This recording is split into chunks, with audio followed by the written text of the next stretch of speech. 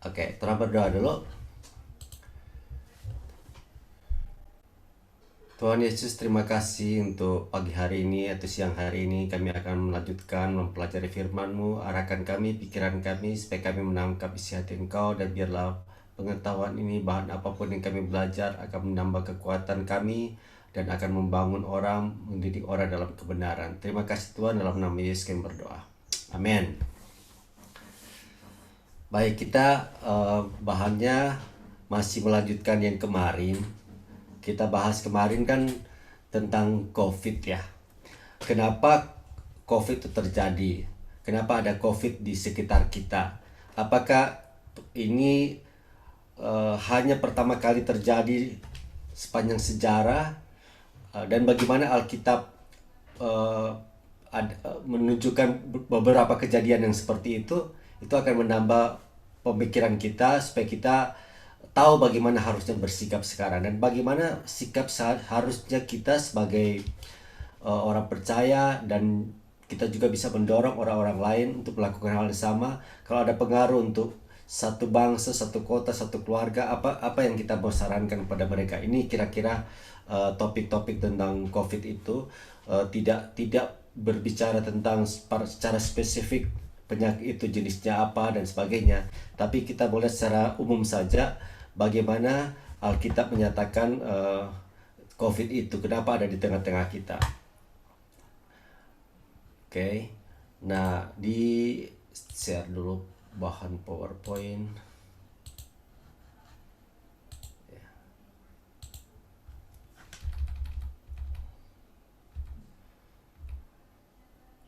Oke. Kemarin kita sudah lihat di Yeremia 32 ayat 30 sampai 33 itu ada hukuman Tuhan kepada bangsa Israel dan orang Yehuda. Jadi pada saat itu bangsa Israel itu terbagi dari dua bagian ya. Itu namanya Kerajaan Utara dan Kerajaan Selatan. Supaya lebih jelas lagi kita review singkat ini sebagai pengetahuan background. Kerajaan Utara dan Kerajaan Selatan itu apa sebenarnya? Nah, di sini ada gambaran namanya Genealogy of the Kings of Judah dan Israel. Jadi sejarah perkembangan kerajaan Yehuda dan kerajaan Israel. Jadi dulu Tuhan menetapkan bangsa Israel jadi satu kerajaan itu sebenarnya atas permintaan daripada umat Israel, karena mereka pingin jadi seperti umat-umat yang lain yang punya raja. Padahal itu sebenarnya bukan kehendak Tuhan pada awalnya. Tuhan itu waktu itu cuma mengirim hakim-hakim. Tuhan mengirim nabi-nabi, Tuhan mengirim utusannya. Dia boleh dikatakan teokrasi lah. Dia yang memerintah umatnya. Tapi bangsa Israel pingin jadi mengangkat raja. Padahal Tuhan sebenarnya tidak berkehendak seperti itu. Itu kehendak orang Israel, dan akhirnya Tuhan tetap menetapkan raja. Waktu itu dipilih raja pertama di Israel namanya Raja Saul. Jadi kalau lihat di sini ini Saul pertama kali ya. Setelah Saul kan kalau ada garis titik-titik pada begini artinya berpindah keturunan.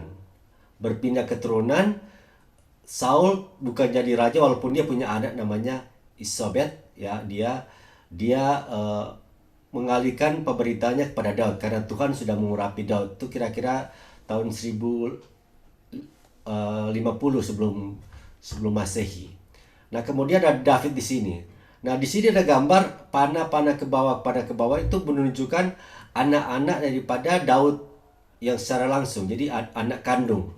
Kalau ada tanda-tanda panah kuning begini itu berpindah keturunan.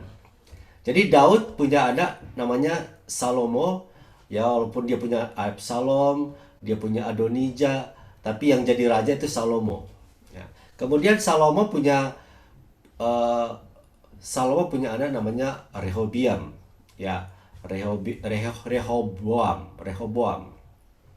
Nah, Rehoboam ini jadi raja di Israel ya, jadi raja di Israel. Oke. Di sini ada gambar warna warna biru muda, David, Salomo, Saul. Ini berarti biru muda ini kerajaannya masih satu. Kerajaannya Israel dan Yehuda. Jadi satu. Nah, pas di sini warnanya sudah warna ungu muda ini berarti dia sudah terpisah. Kenapa terpisah? Karena sudah bagi dua. Di sini kerajaan utara, di sini kerajaan selatan. Jadi di sini sudah ada pemberontakan yang namanya Jerobeam. Jadi Jerobeam dia menjadi raja di kerajaan utara. Dia bukan keturunan dari Salomo. Yang jadi keturunan dari Salomo itu Rehobeam.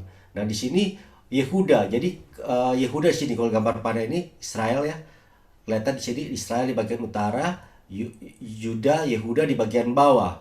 Itu kerajaan selatan, ini kerajaan utara. Nah, di sini Rehobeam punya anak yang namanya Abijah, kemudian punya anak lagi Asa, punya anak lagi Jehoshaphat, kemudian punya anak Jerobeam. Nah, ini kalau kita lihat di cerita di 1 Tawari, 2 Tawari, cerita tentang raja-raja tuh raja-raja ini cerita tentang raja-raja yang memerintah kan. Nah, keturunan ini ada yang mengikuti Tuhan dengan sepenuh hati, ada yang tidak mengikuti Tuhan sepenuh hati, ada berbeda-beda gitu. Biasanya dilaporkan pada bagian akhir dia mengikuti Tuhan dengan sepenuh hati dan tidak seperti itu. Kebanyakan yang di Rehobeam masih taat pada Tuhan, masih mengikuti Tuhan. Walaupun ada juga yang tidak, tapi selalu ada balik-balik orang-orang yang mengikuti Tuhan. Kita bisa periksa di Alkitab ya. Kita tidak perlu menjelaskan satu persatu. Tapi di sini Jerobeam dia punya anak namanya Nadab. Tapi kemudian Nadab itu ganti lagi, bukan keturunannya Jerobeam lagi, karena Tuhan yang milih Jerobeam karena di sini Rehoboam tidak bagus ya. Tuhan pilih ini, tapi sebenarnya dia tidak taat pada Tuhan. Akhirnya Tuhan kasih lagi kepada keturunan yang lain. Keturunan Basa, keturunan Ela, keturunan Simri. Itu berganti keturunan lagi ke Omri. Omri baru punya anak, namanya Ahab. Nah, di sini jahat semua ini. Orang-orang ini jahat-jahat semua. Bahkan apalagi di sini Ahab, Ahasia, dia punya istri Isabel ya, kalau bahasa Indonesia, yang sangat jahat. Nah, disinilah mereka memerintah terus ya. Kemudian di sini ada Jehu, Yoasas, Yerobeam. Jadi terus menerus gitu sampai di sini ke bawah juga. Nah, baru paling terakhir itu namanya Sedekia. Nah, sebenarnya di bagian-bagian terakhir sebelum pembuangan yang ada Yeremia, disinilah itu kisah tadi yang di keluaran di mana tadi yang kita baca itu tadi. Nah, di sini bagian terakhir inilah Yeremia 32 tadi. Nah, di sinilah kisah itu. Jadi sebenarnya udah berapa tahun itu? Sudah lama sekali kan? Bukan kejadian sesudah David dan Salomo. Ini sudah berapa tahun lewat gitu. Puluhan tahun lewat. Ya. Oke. Jadi kalau kita mau lihat di sini ada gambar yang lain. Dan gambar yang lain ada tahun-tahunnya gitu. Tahun 1100 sebelum Masehi sampai Sedekia sudah berapa tahun? Udah 500 tahun ini. Ini kan bukan 100 tahun di sini, 100 tahun. Jadi sudah berlangsung selama 500 tahun. Nah, waktu di sini selama mereka pemerintahan ada raja-raja yang turun naik gitu, yang mereka punya kehidupannya itu rohaninya seperti apa gitu. Bagus atau tidak. Ya, ini di sini ada gambarannya. Spiritual state. Warna hijau ini dia itu seperti ini, warna ungu seperti ini. Jadi dia keadaannya naik atau turun gitu. Nah, kalau David dia bagus rohaninya, di sini makin lama makin turun, naik lagi ya. Jehoshaphat itu orang yang takut Tuhan, turun lagi. Joas itu naik turun. Jadi keadaan rohaninya turun naik mereka ini. Josia naik lagi. Tapi di sini udah turun sampai akhirnya di Sedekia dia turun. Jadi keadaan rohaninya mereka itu taat, tidak taat. Punya anak ada yang taat, tapi punya anak lagi tidak taat lagi. Biasanya mereka pengaruh dari istrinya. Istrinya yang tidak taat, akhirnya anaknya ikut tidak taat. Jadi pengaruh istri sangat berperan di sini. Kalau istrinya dari keturunan yang baik yang takut akan Tuhan, anaknya akan ikut. Karena kebanyakan raja-raja kan tidak secara langsung mengurus anaknya. Biasanya istrinya yang ngurusnya. Nah, tapi kalau di sini di kerajaan di oke, di sini turun naik ya. Nah, ini yang kerajaan utara. Oke. Jadi begitulah. Di sini ada nabi-nabi yang diutus Tuhan. Pada tahun sini tahun 1100 yang diutus adalah Samuel. Tapi Samuel kemudian diganti dengan Nabi Nathan. Waktu Daud berbuat zina kan sudah ganti nabinya, sudah Nabi Nathan. Nah, pada saat di sini nabi yang diutus adalah Elia, Mika, Jehu, di sini nabi-nabi. Kemudian di sini Nabi Elia pada kerajaan di sini. Sini ada Yunus di bagian sini, Nabi Yoel di daerah sini, Nabi Hosea, Nabi Yesaya di sini, Nabi Oded dan sebagainya. Ya, terakhir di sini nabi-nabi Yeremia. Jadi Yeremia sudah pada bagian-bagian terakhir sebelum pembuangan. Yeremia cukup panjang sampai di sini. Nah, pada pembuangan terakhir yang ada Nabi Yeskiel, Nabi Daniel dan Nabi Obadja. Jadi Daniel itu sudah sampai akhirnya bangsa Israel jadi Yehuda dibuang 600 sebelum Kristus. Oke. Jadi ini kita bayangkan keadaan seperti itu ya. Oke.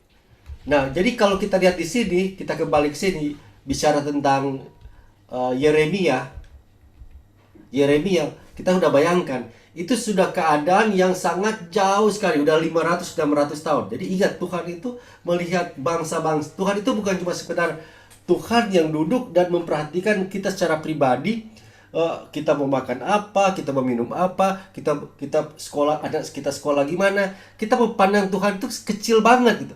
Tuhan itu Allah segala raja, dia penguasa alam semesta, dia mengatur setiap bangsa, dia memperhatikan ketaatan bangsa demi bangsa. Jadi dia mengangkat, dia menurunkan raja-raja, dia menjatuhkan bangsa ini, dia batu ini. Itu tadi dari tahun ke tahun. Jadi kalau kita melihat memperhatikan Tuhan itu harus lebih besar lagi. Tuhan itu adalah Tuhan yang waktu dari masa ke masa.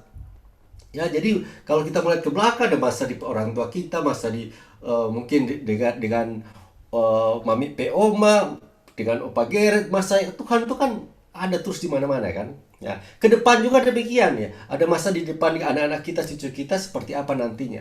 Nah, Tuhan tuh memperhatikan semuanya. Dan pada saat ini Yeremia, jadi pada saat di Yeremia ini adalah masa di mana Tuhan sudah melihat sudah akhir daripada hidup pada bangsa Israel. Bangsa Israel yang sudah dilihat turun naik dari raja ini, dan akhirnya kelakuan mereka sudah tidak becus lagi. Bahkan pada saat yang terakhir waktu Raja Sedekia itu memerintah, moralnya sudah jatuh sama sekali. Yeremia yang bernubuat, yang mengatakan bangsa ini akan diserahkan oleh Tuhan, dipenjarakan.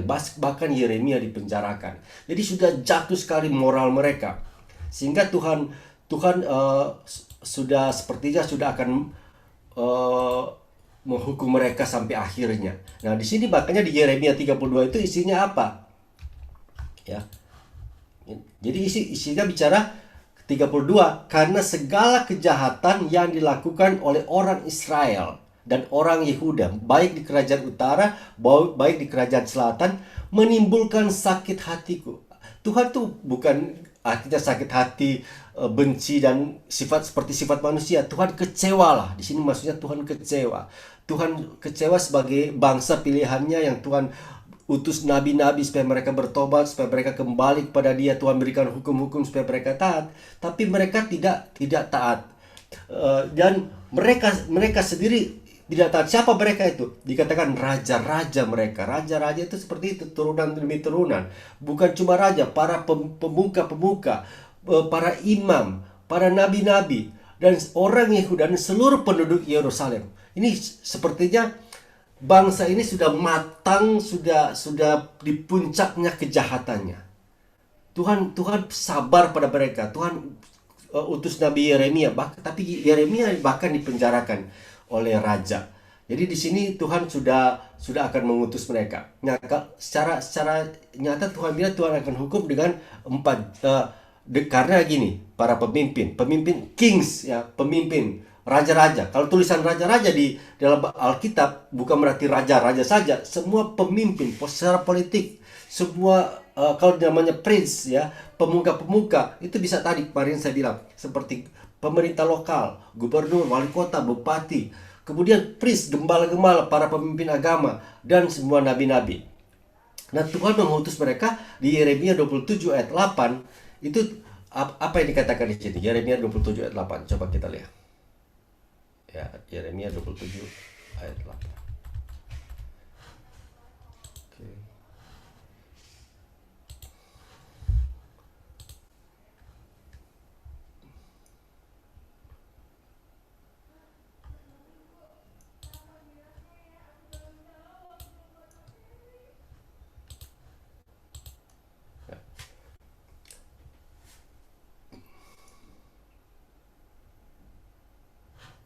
Nah, kita mulai dari ayat yang kelima ya.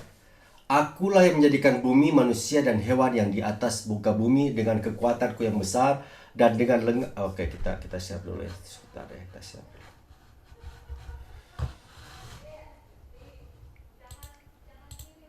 Kita share. Ya, dibilang, akulah yang menjadikan bumi, manusia, dan hewan yang ada di atas muka bumi dengan kekuatanku yang besar dan dengan lenganku yang terentang, dan aku memberikannya pada orang benar di mataku. Sekali lagi kita lihat bagaimana kita lihat Tuhan yang besar, Tuhan yang memperhatikan semua, Tuhan yang menciptakan. Dan sekarang aku menyerahkan segala negeri ini ke dalam tangan hambaku, yakni Nebukadnezar, Raja Babel. Raja Babel, Babelonia, Raja Nebukadnezar itu bukan orang Israel. Tapi Tuhan pakailah bangsa ini untuk menjajah bangsa Israel. Karena apa? Karena Tuhan sudah muak, Tuhan sudah sakit hati dengan kelakuan daripada orang Israel. Tapi Nebukadnezar itu dibilang hamba Tuhan, hambaku. Walaupun dia bukan orang percaya, tapi setiap raja itu adalah tangan Tuhan. Jadi Tuhan pilihlah Nebukadnezar. Juga binatang di padang telah kuserahkan supaya tunduk kepadanya. Nah, jadi Nebukadnezar dipilih Tuhan juga untuk menaklukkan Israel, dan Nebukadnezar Raja Babylon itu jadi besar sekali. Segala bangsa akan takut kepadanya dan kepada anaknya dan kepada cucunya, sampai saatnya juga bagi negerinya sendiri, maka banyak bangsa dan raja-raja yang besar akan menaklukkannya. Tapi Tuhan mengatakan satu waktu juga ini Nebukadnezar, karena dia tidak percaya pada Tuhan. Tuhan sebenarnya kasih kesempatan untuk dia percaya pada Tuhan lewat Daniel, tapi dia tetap tidak percaya, dia jadi sombong. Tuhan akhirnya satu waktu menggantikannya dengan kerajaan yang lain. Terus dia bilang, tetapi bangsa dan kerajaan yang tidak mau takluk pada Nebukadnezar Raja Babel dan yang tidak mau menyerahkan tekuknya di bawah Raja Babel, maka bangsa itu akan kuhukum dengan pedang, kelaparan, penyakit sampar, demikianlah firman Tuhan, sampai mereka kuserahkan ke dalam tangannya. Jadi di sini ada kata apa? Pedang, ada kelaparan dan penyakit sampar. 3, bahasa Inggrisnya sword, pedang, kelaparan, famine, kelaparan. Yang ketiga, pestilence, penyakit sampar. Jadi kita bilang ada 4 sebenarnya yang Tuhan pakai untuk menghukum. Satunya binatang, beast. Tapi beast itu menunjukkan pemindahan kerajaan. Jadi sebenarnya 3 di awalnya adalah pedang, kelaparan, penyakit sampar yang datang pada bangsa. Ya. Jadi Tuhan menghukum mereka dengan 3 seperti itu. Oke, kita kembali. Oke. Tuhan hukum seperti itu. Ya. Jadi di sini ada sword, famine, pestilence, dan beast. Jadi 4, tapi tadi dibilang kita menghukum dengan apa tadi? Pedang, kelaparan, dan sampar. Itu yang dikatakan. Demikian juga tadi di Yeremia 32 ayat 36. Ya, kalau kita kembali ke Yeremia 32 ayat 36, dikatakan juga sama. Ya, Yeremia 32 ayat 36. Ya, sini dikatakan bukan Yeremia.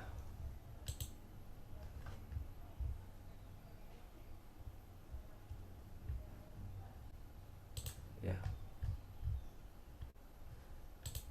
Oke. Jadi 36. Oleh sebab itu firman Tuhan Allah Israel, oke kita share dulu.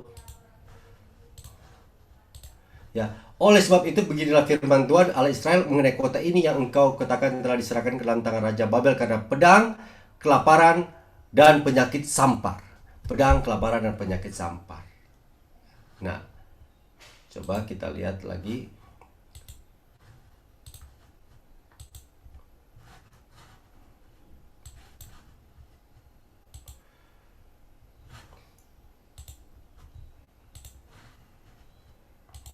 Nah,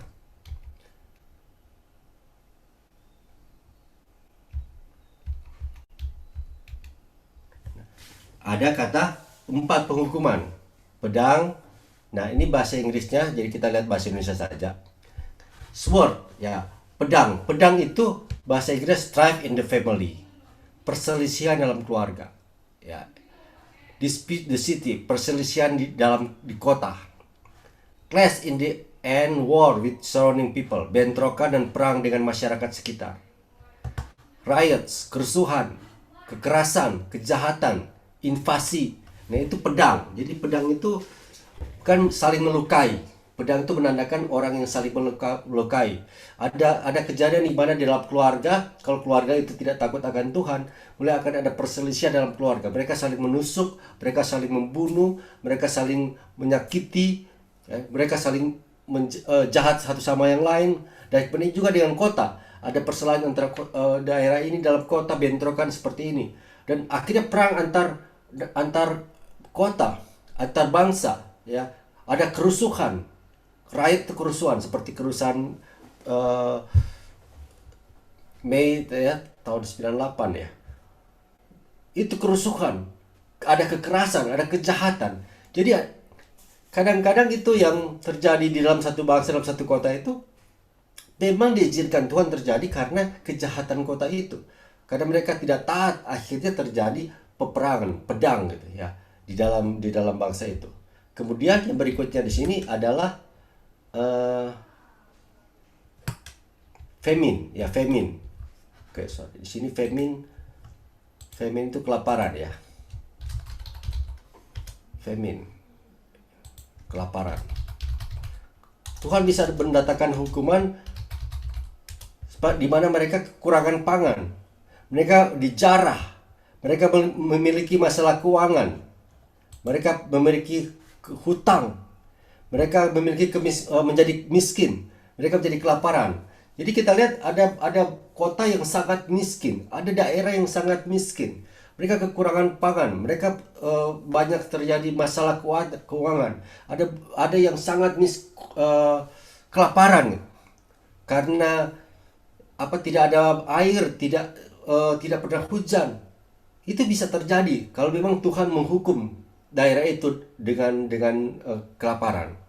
Kemudian berikutnya yang penyakit sampar, disease of all kinds, epidemic, premature deaths, pandemic, segala jenis penyakit, epidemi, kematian dini, dan pandemi. Nah, mungkin ini istilah-istilah yang nanti kita akan jelaskan supaya kita mengerti apa sih beda epidemi, apa beda dengan pandemi. Kenapa COVID dibilang pandemi? Nah, yang terakhir itu binatang. Nah, ini bagaimana Tuhan akan buat daerah itu ditaklukkan oleh bangsa yang lain. Ya, otoritas pemerintahan, contohnya Raja Nebukadnezar datang dan mengambil kerajaan Yehuda dan Israel. Kota Yerusalem direbut dan Yehuda ditawan gitu. Nah, inilah yang Tuhan bilang akan dihukum kepada orang-orang, ya, orang-orang. Okay.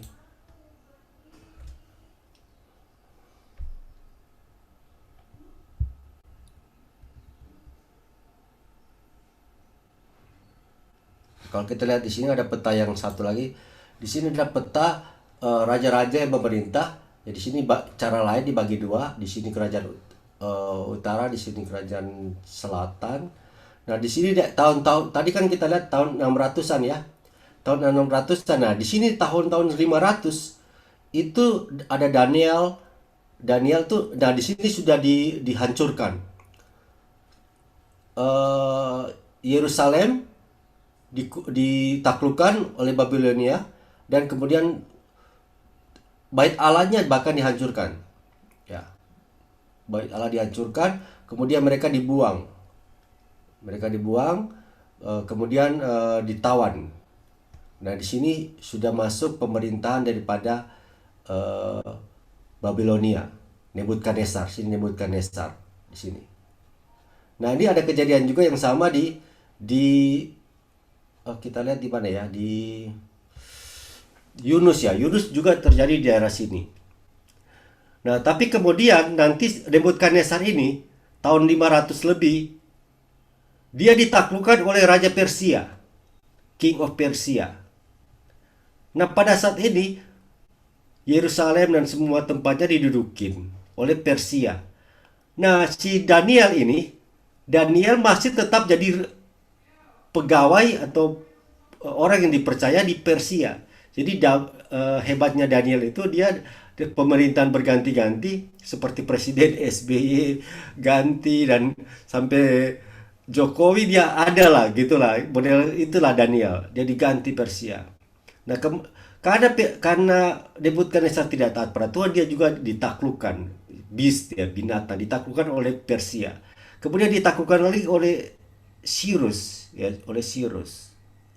Nah, di sini ada Darius. Di sini Daniel masih masih ada di sini. Daniel masih ada. Terus sampai Darius Daniel masih ada. Jadi Daniel ada dalam 4 pemerintahan. Baru di sini kisah kejadian di Maleaki, semua Hagai, ini nabi-nabi kecil itu ada semua. Pembangunan kembali Yerusalem ada di sini oleh Zerubabel. Ya, Bait Allah dibangun kembali waktu dalam masa-masa ini. Nehemia ya, Nehemia di sini. Papi tahu tuh cerita Nehemia. Oke. Nah, di sini tahun-tahunnya. Jadi kita lihat bahwa di sini pemerintahan Tuhan tuh mengatur pemerintahan sampai di sini terakhir adalah Hezekia. Oke, ini lain, ini sebelumnya. Oke, sampai di sini udah terakhir. Dan sampai di sini habis tahun 460 baru masuk ke perjanjian baru. Perjanjian baru bicara 400 tahun sesudahnya. Oke. Jadi ada bayangan ya bagaimana Tuhan menghukum bangsa-bangsa, Tuhan menghukum dengan berbagai dan salah satunya yang Tuhan hukum kepada bangsa Israel adalah penyakit sampar. Oke, penyakit sampar yang mematikan.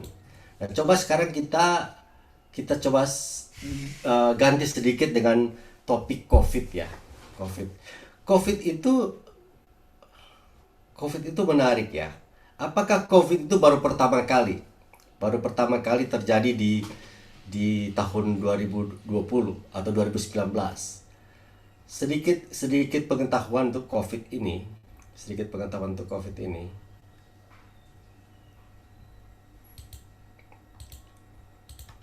Kita kasih share, kita kasih lihat di bahan baru. Sebentar ya.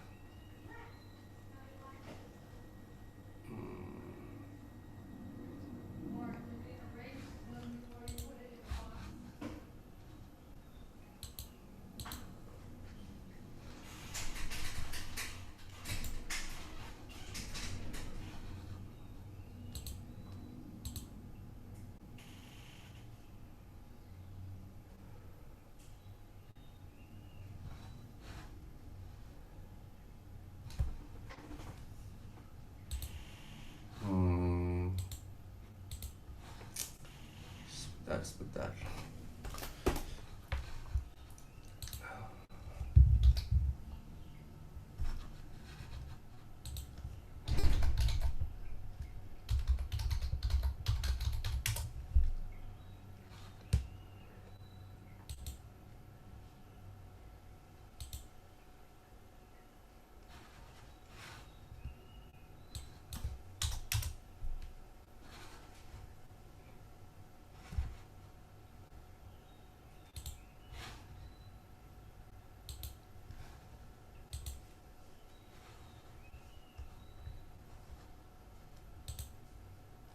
Oke.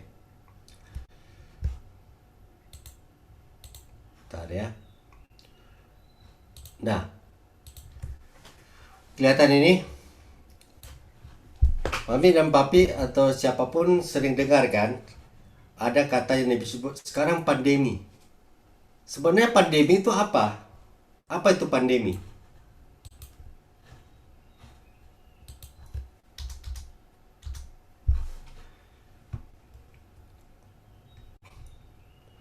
Ya dulu waktu dulu waktu tahun 2020 sekitar bulan Februari dan bulan Maret, kita kan baru masuk ke Indonesia kan dengar-dengar tentang COVID. Terus COVID itu akhirnya ditetapkan oleh WHO sebagai penyakit yang pandemi. Nah, pandemi itu artinya apa? Pandemi itu artinya dia sudah memberi dampak ke seluruh dunia. Coba itu yang kita mau jelaskan. Jadi coba kita lihat di sini. Nah, ini ada satu artikel, dia bilang wabah virus corona di seluruh dunia secara resmi telah dinyatakan sebagai pandemi. Organisasi Kesehatan Dunia WHO mengumumkan 11 Maret ya. 11 Maret tahun berapa? Tahun 2020 dalam konferensi pers dia bilang pandemi itu sudah COVID-19 itu sebagai pandemi. Nah, waktu mereka menetapkan itu mereka tidak mudah menetapkan karena mereka harus menyelidiki perhatikan apakah COVID itu masuk pandemi. Ya. Apa maksudnya pandemi di sini? Berarti kalau dia sudah mewabah, menyebar dalam keadaan yang sangat parah, tingkat penyebaran dan keparahan yang mengkhawatirkan. Jadi sudah banget, tapi sudah meluas. Kata pandemi itu menimbulkan kepanikan yang meluas. Jadi alasannya yang jelas, pandemi adalah penyebaran penyakit baru ke seluruhnya. Kalau penyakit itu baru diselidiki dan dia sudah meluas ke seluruh dunia, dia dikatakan sebagai pandemi. Ya. Jadi artinya pandemi adalah penyebaran antar negara, sudah meluas ke berbagai negara.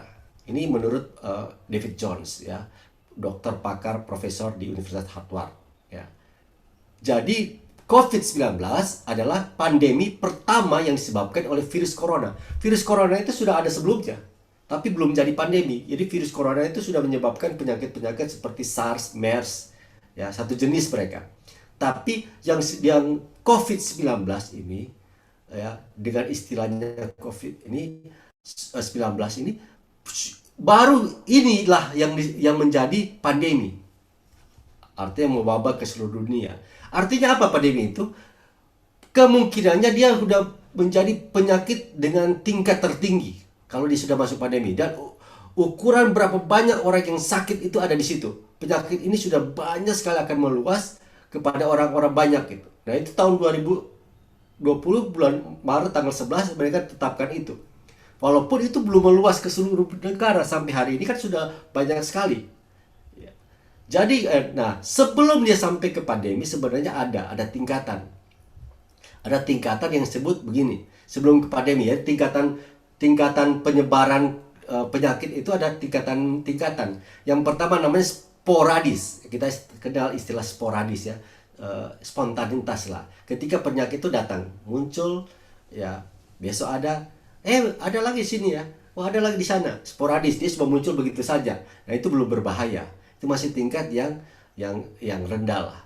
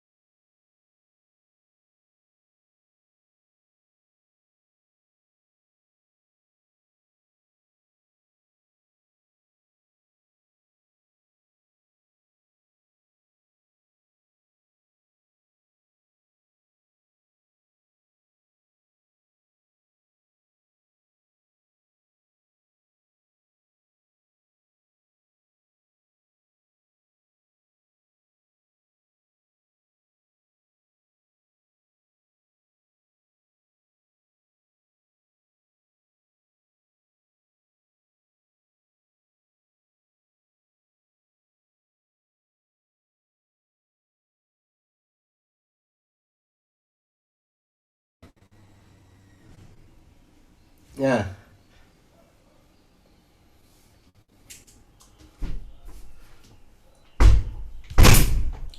kita pe internet tadi putus. Ya, tadi internet putus. Oke, jadi masalahnya bukan bukan di sana, masalahnya di sini. Ya, internet tadi putus. Oke.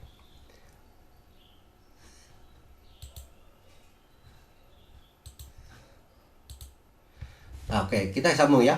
Jadi tadi endemik itu di daerah tertentu, epidemi. Nah, epidemi peningkatan mendadak dalam jumlah kasus atau penyakit. Jadi sudah ada di misalnya sudah meningkat di daerah tertentu itu, sudah meningkat. Tapi biasanya dia terbatas di daerah di populasi di daerah itu. Misalnya dulu ya ada SARS, MERS itu cuma ada di daerah-daerah Singapura, Malaysia, Hong Kong. Tapi Indonesia tidak melanda di situ. Jadi makanya tidak dikatakan sebagai pandemi. Waktu kita pernah jalan-jalan di sana di airport segala macam sudah banyak peringatan dan penyakit itu. Ya misal dulu flu burung, flu babi, ya itu masih tingkatan-tingkatan yang epidemi ya. Nah, tapi kalau sudah dimasukkan pandemi, itu sudah menyangkut ke seluruh dunia. Berapa negara, bahkan antar benua. Jadi sebenarnya kalau kita dengar, oh pandemi sekarang ya, ini artinya tingkat yang sudah meluas ke berbagai negara. Oke. Nah, sebenarnya eh, ada kasus yang lain misalnya HIV dan tipes ya, HIV dan tipes. Sebenarnya HIV dan tipes itu udah cukup besar juga di Amerika misalnya. HIV itu kan AIDS ya. AIDS setiap tahun ada 50.000 kasus.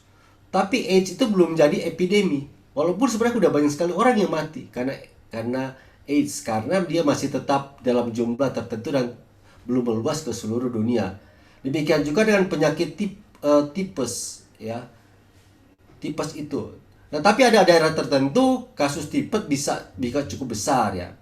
Sudah dimasukkan dalam golongan epidemi. Kadang-kadang epidemi bertahan di wilayah tertentu. Jadi kan epidemi di bawahnya pandemi ya. Epidemi itu bertahan di wilayah tertentu, tapi kalau sudah meluas dia bisa jadi pandemi. Misalnya dulu tahun 2009 flu babi. Oh, flu babi dulu sudah dikatakan pandemi ya, tapi kita tidak pernah mendengar ya. Tahun 2009 tuh sekitar 11 tahun yang lalu. Kita tidak pernah dengar karena sekarang teknologi sangat berkembang. Jadi kayaknya pandemi itu luar biasa, tapi sebenarnya tahun 2009 flu babi juga sudah dikeluarkan pandemi gitu. Ya. Nah, apa artinya kalau epidemi itu sudah menyebar jadi pandemi? Kalau epidemi itu sudah jadi pandemi, perbedaan terbesarnya adalah pemerintah harus terlibat, bukan cuma sekedar orang sendiri. Pemerintah harus membantu, pemerintah harus mendukung. Dan orang-orang bahkan bisa diizinkan menggunakan obat-obat yang tidak diizinkan, obat yang tidak normal gitu. Kita bisa lakukan apa saja demi kesembuhan orang. Nah, itu kalau dalam masalah pandemi. Jadi kalau kita seperti sekarang virus corona seperti itu, kita mau pakai obat apapun semuanya bisa terima karena itu sudah masuk dalam dalam bagian pandemi kalau tidak salah seperti itu ya. Oke. Nah, tapi istilah pandemi juga orang bilang dalam penelitian di sini masih agak kabur. Epidemi hanya mengacu pada penyakit menular kalau epidemi ya. Tapi bisa juga pada non penyakit, misalnya ada kekerasan senjata dan misalnya obat bius yang menjalar ke berbagai daerah. Mereka minum obat-obat heroin dan sebagainya, itu bisa juga terjadi pandemi yang istilahnya mencelakakan. Jadi bisa juga terjadi seperti itu. Nah, kalau virus corona ini itu kan dimulai dari penyakit pernapasan dari Cina, baru muncul di Amerika, Thailand dan Korea Selatan, baru seterusnya ke berbagai daerah. Ya, pada awalnya tidak diumumkan dia sebagai pandemi. Oke, oke, kita masuk ini pengetahuan bagus supaya kita tahu COVID itu bukan segala-galanya. Di sepanjang sejarah COVID itu sudah ada sebelumnya. Misalnya ada enam penyakit yang pernah ada dalam sejarah di abad ke-21 ini. Ya, misalnya t- eh, Kan kita kan dapat COVID itu tahun, oke, COVID itu namanya penyakit COVID-19, tapi virusnya namanya SAR. Jadi seperti SARS, CoV-2. SARS itu adalah gangguan pernafasan. Jadi sebenarnya dia masuk hal yang sama dengan penyakit SARS yang dulu, tapi tipenya corona, SARS corona virus kedua. Nah, sebenarnya pandemi itu sudah ada sebelumnya. Nah, ini kita kasih gambaran cepat-cepat saja supaya kita kasih gambaran. Ada 6 penyakit yang menurut artikel ini yang pernah datang di dunia, eh, seperti COVID itu, ya. Pertama itu namanya wabah besar London. Wabah besar London itu tahun 1665, ya belum lahir kita ya. Belum 1665 itu 20% populasi London mati. Korban tewas begitu tinggi sehingga kuburan massal muncul dan ribuan kucing serta anjing yang diyakini sebagai penyebab sumbernya dibantai. Ini disebut penyakit pes. Pes itu karena sumbernya adalah kucing dan anjing, ya mungkin tikus juga. Oke. Biasanya sangat menular, dan itu wabah pes itu menyerang pada bagian paru-paru juga melalui kontak dengan kutu hewan yang terinfeksi. Sebenarnya gejala penyakit pes ini, wabah pes ini adalah demam, tiba-tiba sakit kepala, menggigil, lemah, dan satu lagi kelenjar getah bening yang membengkak, ludak, dan nyeri. Untungnya antibiotik sudah bisa mengobati wabah itu. Jadi udah lewat lah. Kemudian berikut tahun 1918, tahun 1919 itu ada namanya flu Spanyol. Flu Spanyol namanya virus H1N1 tahun 1818 1919. Nah, itu dari mana? Dari unggas, dari burung. Apa yang terjadi pada saat itu? 500 juta orang terinfeksi. 500 juta pada saat itu berapa orang ya? Waktu itu mungkin dikatakan sepertiga dari populasi dunia pada saat itu. Ya mungkin penduduk pada saat itu ya udah 2 miliar cuma ya berarti. Dan tapi di sini ada 50 juta kematian, 50 juta, dan di Amerika sendiri 675 orang. Jadi 50 juta. Sekarang virus corona belum sampai segitulah. Sini udah 50 juta orang mati. Ya. Nah, tahun 2018 itu flu ini sangat ganas dan merusak, efeknya sama seperti corona, merusak paru-paru lebih cepat ya. Korban pandemi virus mengalami paru-paru yang berisi cairan, pneumonia parah, dan peradangan jaringan paru-paru. Persis sama seperti virus corona ya. Nah, jadi di sini dikatakan virus itu produk yang mematikan dari alam evolusi dan pembaruan manusia. Tapi ini kan boleh dikatakan penyakit sampar. Kalau kita bilang seperti kemarin, ini penyakit sampar yang pernah datang tahun 1818. Mungkin ada hukuman pada masa itu, pada bangsa di daerah-daerah Spanyol. Bukan cuma Spanyol, Amerika juga kena. Kemudian ketiga ada namanya flu Asia. Flu Asia namanya H2N62. Itu orang lebih kenal mungkin flu Singapura ya. Flu Singapura. Dan kemudian flu Hong Kong. Diperkirakan 1,1 juta orang meninggal di Asia. Ya, di seluruh dunia, 1616 di Amerika Serikat. Ya, tahun 68 itu tahun berapa ya? Tahun 57. Tahun 68. Ya, tahun 68 kita 4 tahun. Tahun 68 flu Hong Kong juga, namanya H3N3. Sama, itu merusakkan bagian paru-paru juga. Oke. Terus kemudian tahun 2009. Nah, 2009 sebelum COVID-19 ini, 2019 itu flu babi. Flu babi sebenarnya sudah digolongkan pandemi juga. Ya, flu babi ada berapa orang yang meninggal? Datanya ada 60,8 juta kasus. Kemudian 275.000 rawat inap, 1241 kematian. Nah, ada di Amerika Serikat seperti itu. 575.400 orang meninggal. Jadi setengah juta orang. Dan dia menyerang anak-anak, orang dewasa. Nah, kemudian HIV juga masuk dalam golongan penyakit yang menular, yang berbahaya, yang tidak ada obatnya kan. HIV, AIDS ya, itu menyerang orang-orang yang kebanyakan orang-orang yang perilaku seksual menyimpang dan orang-orang gay, homoseksual.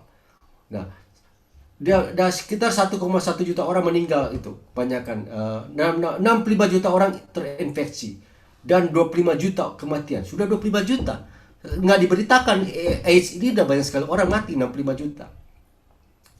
Oke, jadi kita akan sambung nanti ke depan, tapi besok-besok kita akan sambung. Tapi kita lihat sini bahwa ini corona ini bukan pertama kali, itu sudah ketujuh kan yang terjadi dalam abad ini.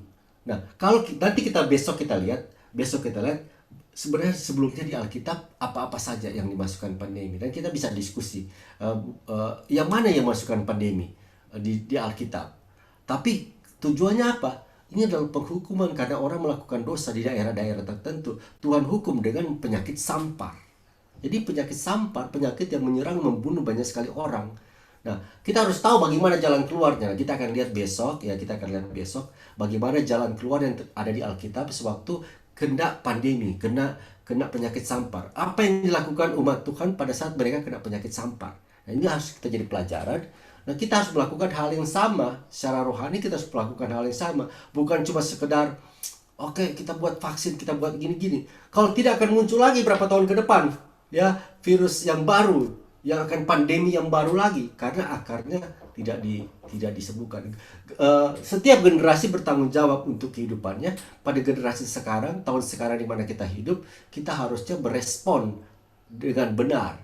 Ya mungkin flu babi, flu Spanyol yang tahun 1918, orang harusnya berespon pada saat itu.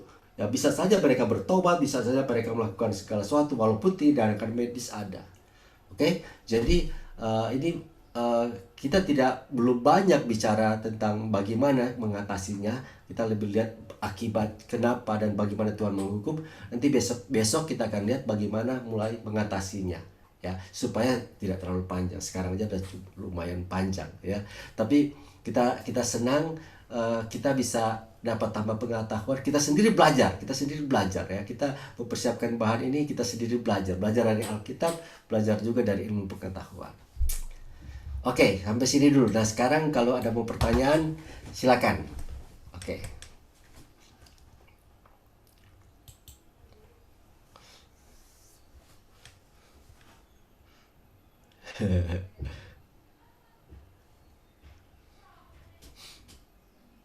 Kasih suara dulu.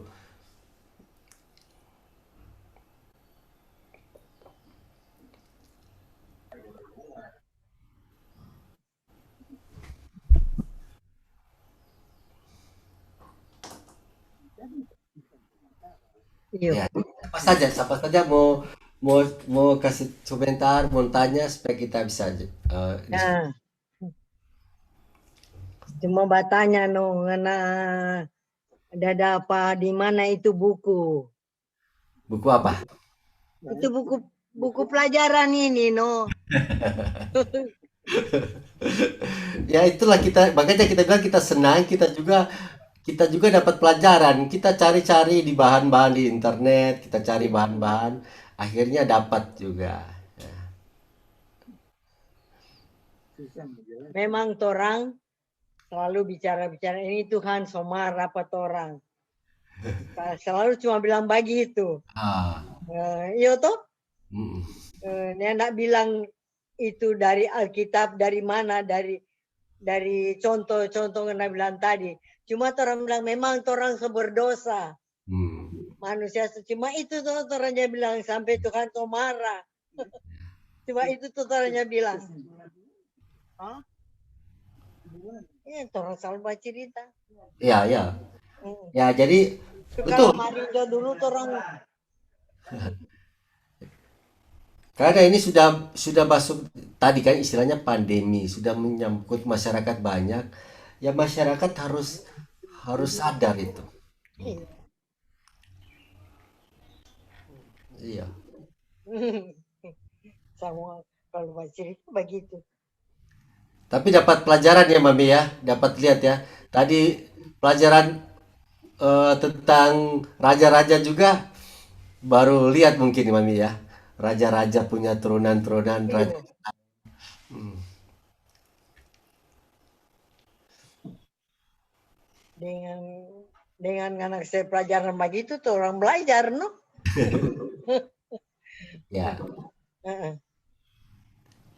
karena kalau orang lain kali nyenet tahu kalau itu tahun berapa gitu. Papi itu suka belajar sejarah kan. Oh iya, Iya. Biasa kesimpulan. Oh, papi batenga sedikit, batenga Patengah. ya dapat dengar kalau dari pinggir. Ya tuh istilah sampar dan pedang dulu sampai di flu babi deh ini ternyata sembuh jo. Iya toh hilang juga. Iya, Iya, iya. hilang juga terus Sebenarnya nyenak hilang sampai sekarang masih ada. masih ada tak? Cuma dia karena so ada vaksin, Iya, so ada DP obat. berkurang iya dapat maksudnya ada obatnya. Nah, cuma kan so banyak orang mati. Iya, So terlanjur banyak orang mati. So banyak sekali seperti flu Spanyol so berapa orang mati? 50 juta orang. iya. Mm-mm. Jadi sebenarnya kalau lebih cepat itu orang-orang sadar kan kita lihat di Alkitab sepanjang orang-orang belum sadar itu akan berlaku terus tapi sewaktu orang sadar itu cepat hilang sebenarnya itu nanti kita akan lihat Hmm. satu waktu memang itu bagus papa bilang kita juga percaya ini masa ini cuma bukan bukan terus menerus ya mungkin 1 tahun masih ada tapi satu waktu akan hilang lagi akan jadi normal. Nah, Nah, dan dalam seperti itu orang harus berjaga-jaga lah. Satu peringatan untuk hidup sungguh-sungguh dalam Tuhan, supaya tidak datang lagi penyakit yang baru lagi. Cuma tadi tuh sejarah raja-raja dulu-dulu itu baru sekarang kita ada yang baru tahu. Ada yang di Alkitab. Tapi secara terperinci begini, ya kalau boleh mau kopi kalau ada. Oh iya iya iya, Kita kan suka membaca cerita tuh begitu. ya kita nanti kirim Pak Kalenda di Iya. file tadi kan, kita akan Ini kirim di grup. Nanti bisa lihat. karena ini so luas sekali ini. Yo. Sampai di Melaik itu. Ah, Baru tahu no kalau Yeremia itu nabi terkebelakang. iya iya. Oh, begitu dan. Kita juga pikir Yeremia lebih dulu dari saya. Ya, iya. Iya karena enggak ada. Iya, sekarang begini. so Padahal Nabi Yeremia itu adalah disebut nabi besar karena dia tulisan banyak sekali. Paling banyak di Alkitab tuh nabi kitab Yeremia. Jadi memang terakhir itu Tuhan kasih banyak peringatan sekali. Maka orang tetap nyenak dengar. Nah, dia pengen di peringatan katukang.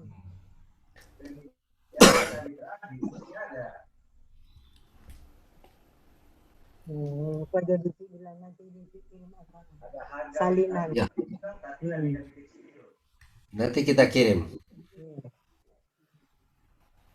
lebih bagus. Ada dasar tuh. Jadi kita bahas firman ini kan dasarnya wah, ya, nyenak sembarang. Ya nak sembarang mau bilang. Kan Hmm. kan orang biasa hari Natal baru dihidupkan nama nabi-nabi yang bernubuat Iya. yang berkaitan dengan kelahiran. Yang Berarti agak batin sedikit, Pak. umum begini. Mama juga tak. Saya bilang dia kebanyakan di sini atau selalu kak nanti timbul tuh itu nabi-nabi bernubuat kalau menjelang hari Natal. Jadi cuma siapa yang terkait dengan di situ tuh. Oh iya, nubuatan datang. Kalau itu semua banyak tahu itu.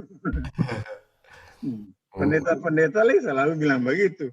Cuma tuh dari awal kemarin itu Yehuda Israel keturunan sampai perjanjian baru kan, orang pendeta saja mungkin belum ada ini. Nah, semua ada ini skema begini. Karena ini kan mesti dicari. Iya. Jadi pengetahuan ini nyenak semua tahu papi. Orang orang ada gali baik-baik dan sesuai DP konteks, sesuai DP maksud tuh. Sampai di mana gitu ceritanya. Masalah tuh sumber bacaan mungkin ya terbatas tuh. Ya. Tentu tanda Nenek, nenek sempat mau simpulkan begini. menggali. So, oke. So berhenti tuh jam? Ya, Sudah? Ya. Sudah.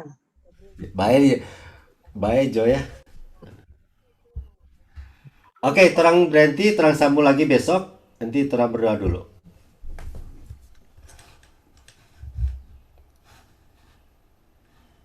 Berdoa dulu. Tuhan, terima kasih Tuhan untuk firman-Mu hari ini. Apa yang kami bahas, biarlah ini menambah kekuatan iman kami dan pengetahuan lebih baik lagi dalam mengenal Engkau. Biarlah besok-besok, hari-hari besok ini menjadi fondasi yang kuat, benih yang bagus di mana kami akan berbuah dan bertumbuh karena kami tertanam akan firman-Mu. Berkati hari ini Tuhan, kami percaya semuanya akan diberkati, semua akan sehat-sehat dan baik-baik saja. Dalam nama Yesus kami berdoa. Amin. Amin. Amin. Oke, besok pagi ya.